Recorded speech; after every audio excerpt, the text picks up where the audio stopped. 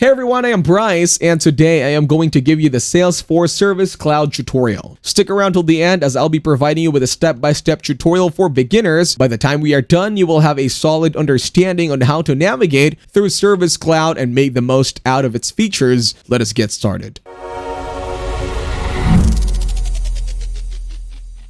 Salesforce is an American cloud-based software company. It provides customer relationship management software and applications focused on sales, customer service, marketing automation, e-commerce, analytics, and application development. Salesforce has a user-friendly interface. It also lets users customize dashboards, reports, and workflows to match their specific business requirements. While Salesforce offers a range of pricing plans to suit different budgets and needs, some users may find it relatively expensive compared to other CRM solutions. However, the platform's feature set and capabilities often justify the investment for businesses looking for a comprehensive CRM solution. Salesforce offers great customer support. They provide helpful documentation, online resources, and a highly spirited community for users and developers. Now let us explore how Salesforce products can benefit you. It offers a single app for small businesses that combines sales, customer service, and email outreach tools. Sales Cloud helps in closing more deals and boosting business growth with a top CRM. Service Cloud ensures faster customer satisfaction and promotes loyalty. With Marketing Cloud, it creates lifelong customer relationships with data-driven digital marketing. Salesforce is the top customer relationship management platform globally. They bring together your marketing, sales, commerce, service, and IT teams, enabling perfect collaboration from anywhere. You can expand your business, increase efficiency, and make smart decisions with Sales Cloud. Furthermore, more than 150,000 companies, both big and small, are growing their business with Salesforce. Now let us start a free trial. Here you need to provide the necessary information to start a free trial. Now they will ask what brings you to Salesforce. Here I am selecting the first option.